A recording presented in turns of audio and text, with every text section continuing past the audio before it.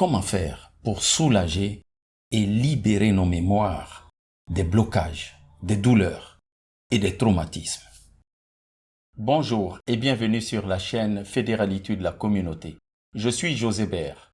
Dans ce premier enseignement consacré à la pratique de l'Ho'oponopono, pour soulager et libérer nos mémoires des blocages, des douleurs et des traumatismes, je vais t'expliquer l'essentiel de ce que tu dois savoir sur cette pratique à la fois spirituelle et émotionnelle.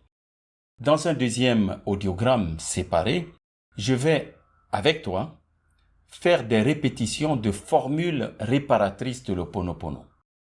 J'ai déjà consacré un enseignement spécial sur l'Ho'oponopono. Tu trouveras le lien dans la description. Le terme Ho'oponopono peut être traduit simplement par corriger une erreur ou rendre juste.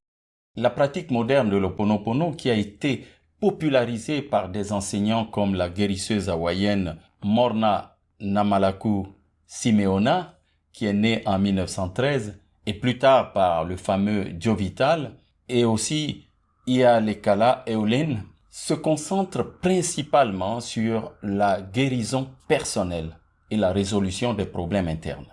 Mais à l'origine, le Ho'oponopono était utilisé de manière plus large au sein des familles des îles d'Hawaï pour guérir, réconcilier, résoudre les conflits et restaurer l'harmonie.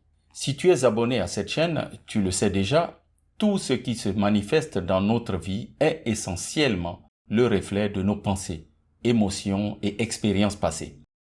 Si nous souhaitons guérir ou résoudre un problème, nous devons d'abord travailler sur nous-mêmes. Si tu es sujet à des conflits internes, à des blocages émotionnels, aux schémas de pensée négatives, à des relations tendues, à des problèmes de santé et d'autres préoccupations personnelles, la pratique que nous allons faire est pour toi. C'est devenu évident pour tout le monde. Nous vivons à l'ère de l'information. C'est une ère qui a été annoncée par les spirituels comme étant l'ère où tout ce qui était caché allait être révélé. Les informations sont désormais à portée de clic. Tout le monde peut entendre, écouter, lire et regarder. Mais dans le champ de l'amélioration de soi, ce qui peut te faire passer de l'information au savoir, à la connaissance, c'est la pratique. C'est la mise en pratique qui va véritablement faire la différence entre les gens. Et c'est la pratique qui transforme. Le Ho'oponopono est avant tout une pratique spirituelle et émotionnelle. Pour que tu puisses voir les résultats de cette pratique dans ta vie, il y a des étapes que nous allons respecter. La première étape, c'est de reconnaître sa responsabilité. Même si cela peut sembler difficile ou injuste, j'ai une grande part de responsabilité dans mes expériences et mes émotions. La deuxième étape passe par la répétition de phrases clés. Nous allons utiliser des phrases ou des affirmations spécifiques pour demander le pardon, la guérison et la libération.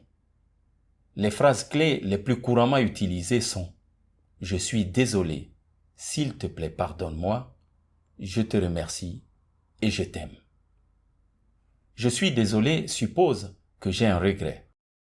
S'il te plaît pardonne-moi est une grande forme d'humilité nécessaire pour initier toute forme de réparation.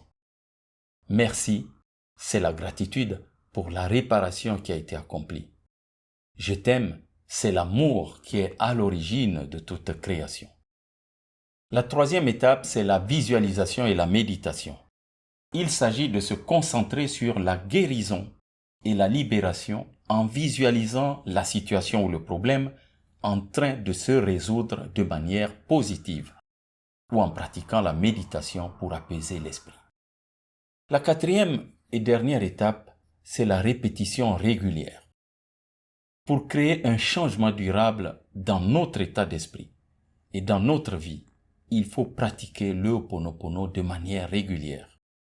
Si tu veux te familiariser davantage avec la philosophie et les techniques spécifiques de l'Ho'oponopono, je t'invite à consulter des sources fiables, à lire des livres ou à suivre des enseignements de praticiens expérimentés si tu souhaites l'incorporer dans ta vie quotidienne. Tu trouveras les liens des ressources dans la description. Je t'invite maintenant à passer à la deuxième partie qui est dans un audiogramme séparé. Je souhaite pour toi que celui qui renouvelle les mondes à chaque instant soit toujours la source inépuisable de ton inspiration. C'était ton ami José Bert sur Fédéralité de la communauté.